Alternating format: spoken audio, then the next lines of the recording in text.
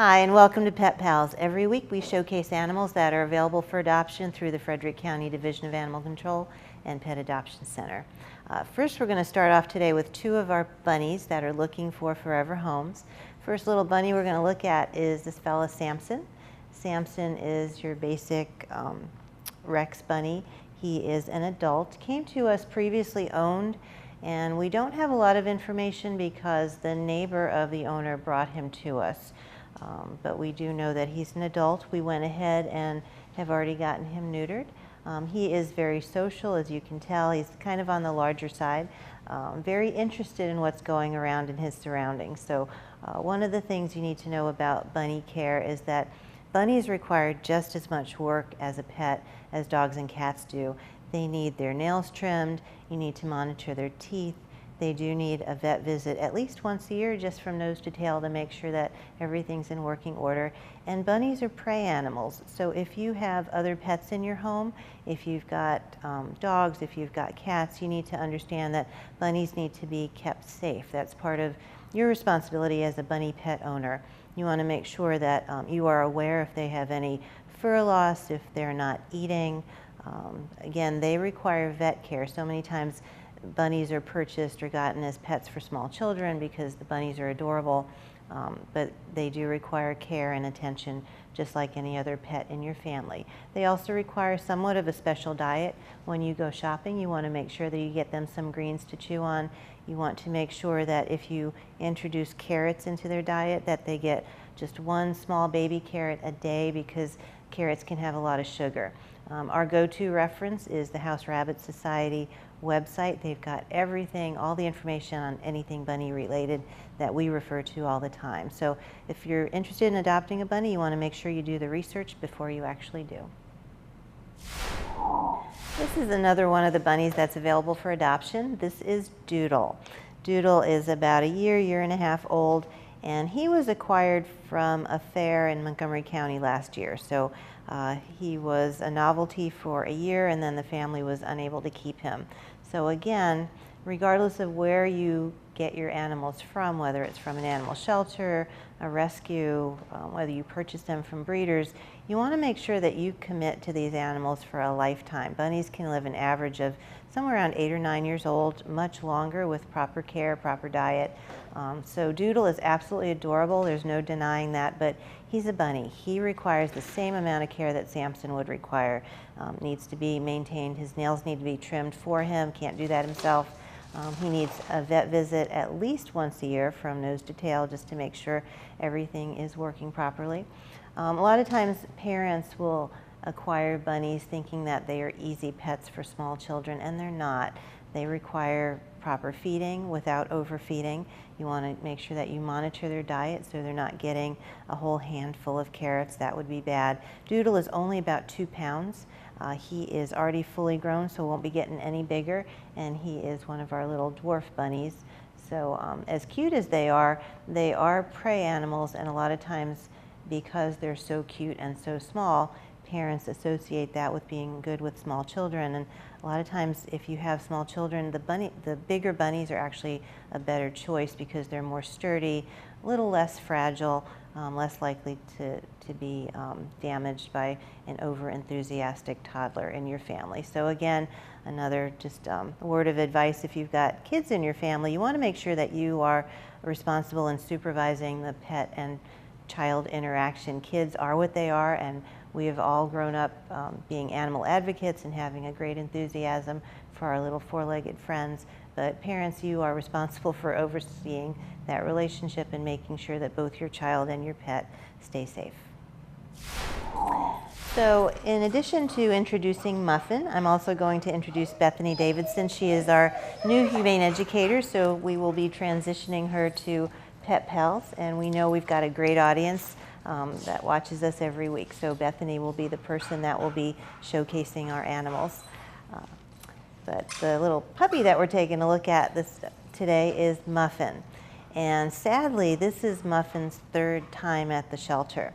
She is a lab mix. At this point, she is 18 months old. We adopted her out as a young puppy, and she was with that family for 7 months. We adopted out her a second time for about 4 months, and then most recently for about 6 months. And each time that she's been returned, it's her level of energy that I guess is appealing initially, but when you live with this, that can be challenging. And back in May, with her most recent adoption, she was actually hit by a car. She's minimally bruised and she's recovered from that. But the point is that she's a dog that needs somebody with dog experience.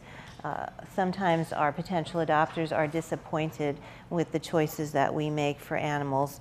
We do the best we can to place them with a good match that can provide what they need. So for Muffin, we need somebody that's got dog experience and somebody that's going to offer her some exercise. She is very energetic. Most labs are, most young labs especially are.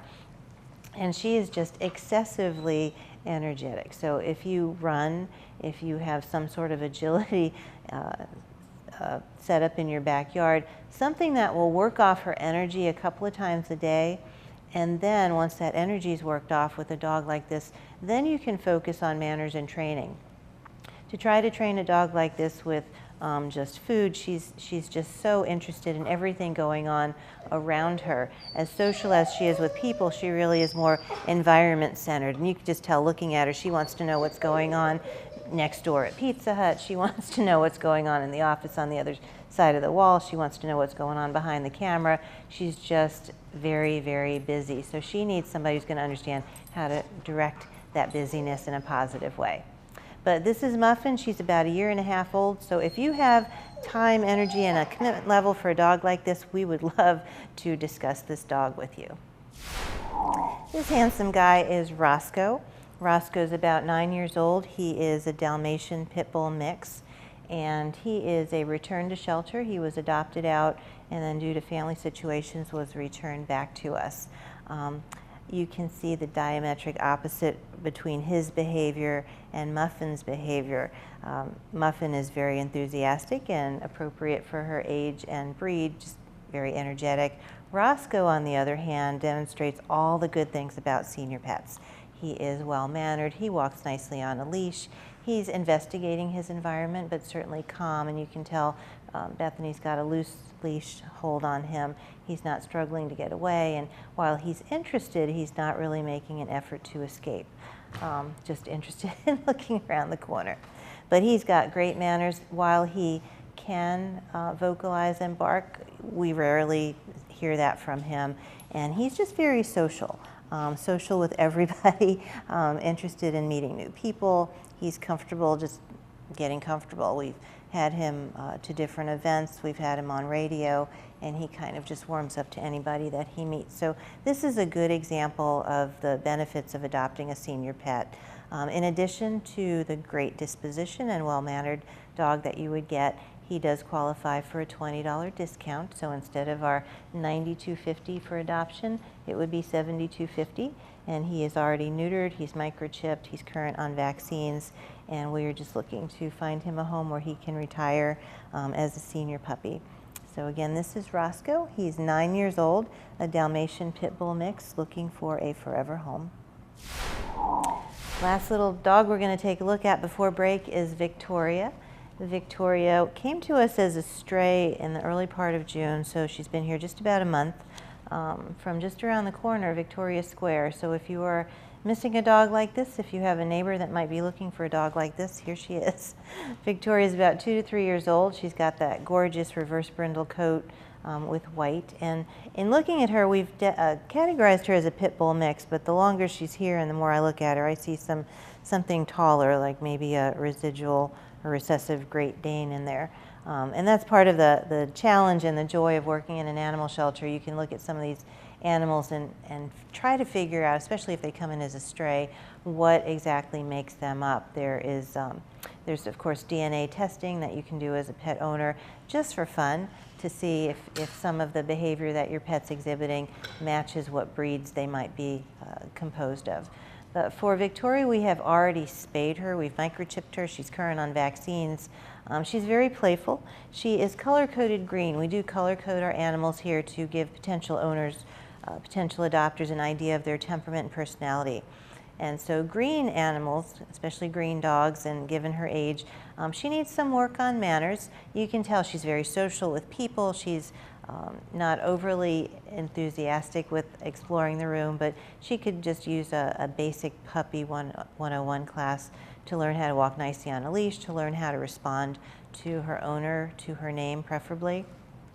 That's an important part of owning a dog. You need to be able to recall that dog. You just never know if they're going to escape out of the yard, get off leash, and if you need to get their attention, that is one of the better life-saving traits or tricks that you can teach them. So this is Victoria. She is a pit bull mix, again looking for a forever home, and would be a relatively quick adoption considering the fact we have already spayed and microchipped her.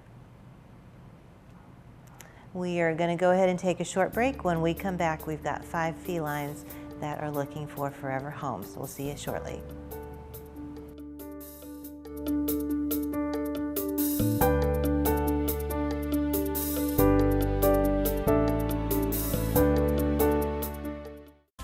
Help protect the environment and prevent prescription drug misuse by disposing of all your expired and unwanted household medications and prescription drugs safely. The Frederick County Health Department has teamed up with local law enforcement to provide 6 convenient drop-off sites for unwanted medication within the county. Locations include the Frederick Police Department, the Thurmont Police Department, the Frederick County Law Enforcement Center, the Brunswick Police Department, the Middletown Municipal Center, and the 2nd floor of the Emmitsburg Community Center. Get connected, get answers. Do you need help with things like finding a job or a doctor, getting health insurance, finding affordable childcare, or securing housing? Maybe you could use some help with solving a problem or need someone to listen. 211 Maryland can assist you with these and many other issues. 211 offers free and confidential information and referral services 24 hours a day, 7 days a week, and has access to 150 languages for non-English speakers. Learn more by visiting www.211md.org. Stay informed on the go by streaming FCG-TV on your mobile device. By visiting frederickcountymd.gov/FCG-TV on your device's web browser, you can see government meetings and events along with other county programs right in the palm of your hand.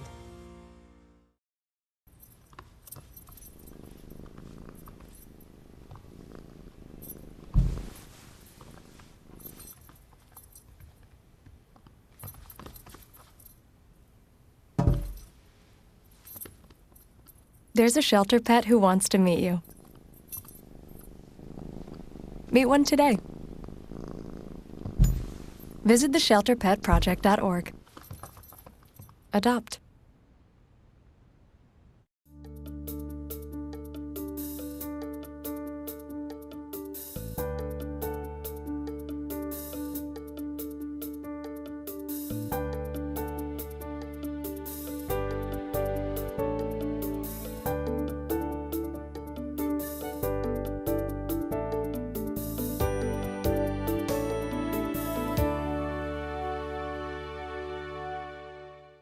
Welcome back to Pet Pals. Now we're going to take a look at 5 of our cats and kittens that are looking for forever homes through our division.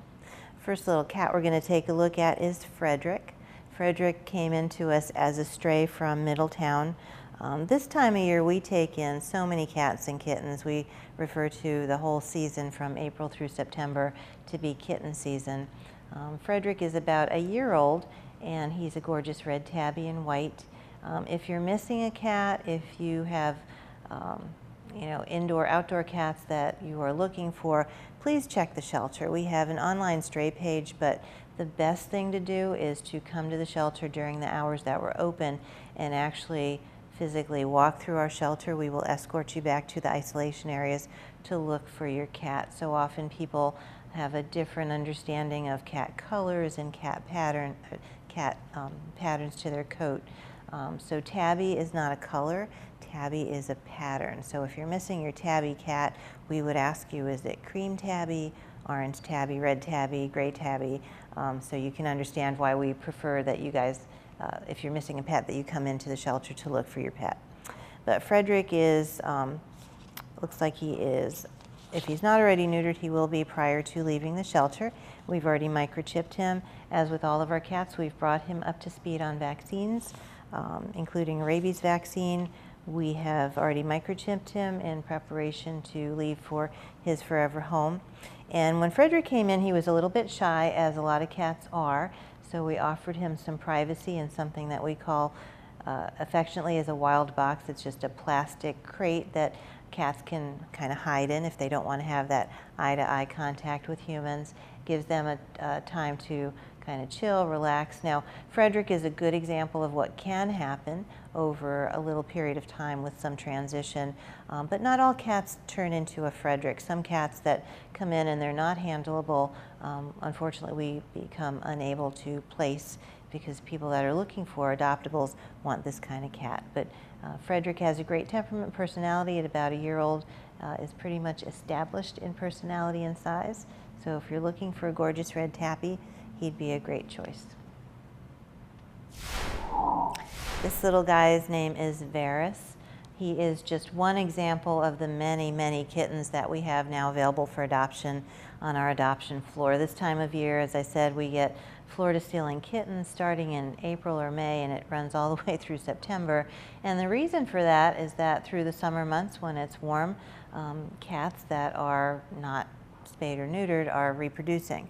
So Varus is one of the result of that. Came to us as a stray from Franklinville Road in Thurmont when he was only about 4 to 5 weeks of age. We put him into foster care. A couple of things you should know about our shelter. We have a great foster care program. If you have ever considered how you might be able to help us help the animals in our community, you may want to consider fostering. The foster care program is relatively simple. You agree to take on a litter or so of kittens for a short period of time until they are at least 3 pounds. Sometimes taking care of these kittens involves getting them healthy, because they sometimes are arriving here without their moms. They don't have that immunity from her milk, so they're compromised. Sometimes they'll develop an upper respiratory infection and need medication. Other times they move along swimmingly and they just simply need a place to be until they are big enough and old enough for adoption. Varus right now, he's almost 5 pounds. Our guideline for adoptability is 3 pounds, or about 10, 11 weeks of age is when our youngest kittens come back to the shelter. So again, this time of year we sometimes struggle with just the volume of cats and kittens that come in. So Varus is available for adoption. Again, just one of many kittens on our adoption floor looking for a forever family. So these are 2 other examples of kittens that we have available for adoption. I have little Memphis. He's a little boy, brown tabby and white. And Bethany has Brooklyn, who is a little girl, and she's your brown tabby. So these guys were actually born on April the 10th. Their mom had come into the shelter back a couple of days prior to that as a very, very pregnant stray cat, and she delivered her kittens. So these guys are also products of foster care, and you will hear me say this over and over again, but folks that adopt from our foster care providers, next time they come back looking for another cat, request foster care kittens, because they are so well socialized. Typically they're in families, and these guys have been around teenagers and their friends. It's a relatively busy household, and sometimes knowing the foster care providers and knowing their family members and knowing the interaction and the dynamics of the family, the kittens often reflect the personalities of the foster care providers. So these guys are very well mannered, they're very socialized, and they've got a great sense of play. They're a little more I guess gentle with their paws than a lot of younger kittens are. So they've learned really good manners. And they're used to being handled and held, and socialization is a big part of being a foster care provider. And little Memphis is about to go to sleep here. But they're definitely very comfortable being held, as you can tell, interested, but they're not really trying to escape. and again, reflective of excellent care that they've gotten for their whole entire lives. So we appreciate our foster care providers, and if that's something that you're interested in doing, you want to make sure that you call the shelter, fill out a foster care application. The process is pretty simple. You fill out an application, we do a home visit to discuss our expectations, and really the main expectation of foster care providers is to keep the animals safe and healthy while in your care. We provide all medical care and vaccines. You would have to bring them back to the shelter for shots as appropriate, deworming, and then of course take care of them if they do get sick. But again, this is Memphis, and Bethany has Brooklyn, and they are just two examples of our adorable little kittens that are looking for forever homes on our adoption floor. So the last cat we're going to take a look at today is Nesbit. And even if you're not a cat person, you can't have anything but sympathy for this kitty. He's about 4 years old, and he was turned in because there was a toddler in the family that I guess was either harassing the cats or afraid of the cats. So he and his friend Snuggles were turned in, and the other cat has already been adopted, but Nesbit is still here. He is declawed on all 4 feet. That's not something we advocate or support, but he came to us like that. So if you are looking for a cat that's declawed, Nesbit would be a choice. He's a gorgeous cream tabby. He is a little over 10 pounds, so he's on the larger side. He did develop an upper respiratory when he was first here, which is not unusual. So often when folks are relinquishing pets that they own, it's not unusual to find out that they haven't been to their veterinarian in a while. Vaccines for animals are different than vaccines for humans. A lot of times folks know that for humans, you get a series of shots when you're a baby. You might get different shots when you're a teenager, and then you're pretty much done for the rest of your life unless it's something like a tetanus shot that needs to be updated periodically.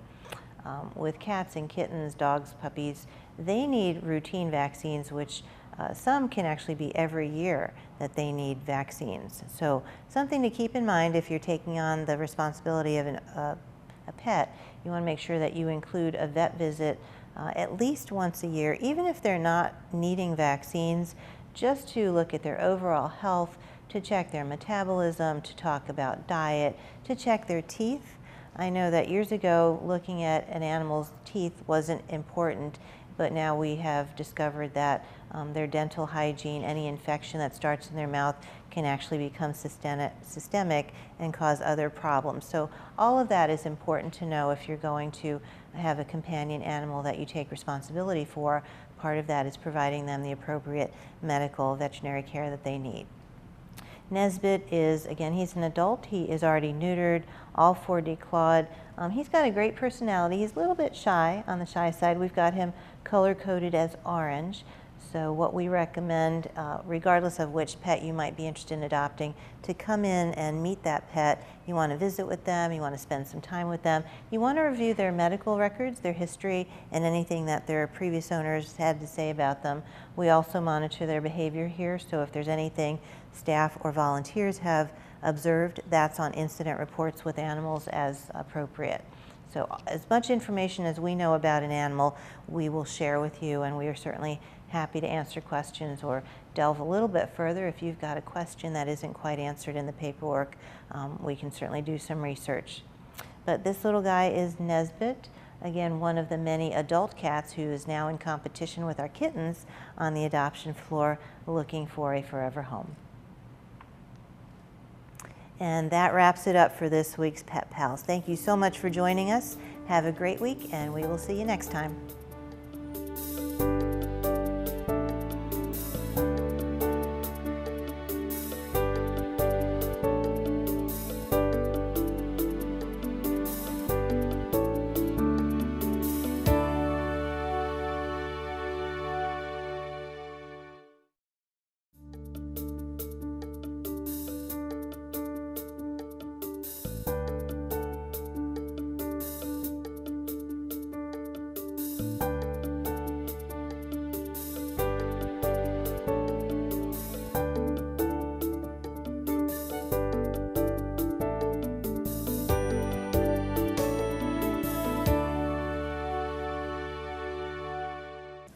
Serving on the front lines, the Frederick County Animal Control and Pet Adoption Center has 6 animal control officers and a supervisor.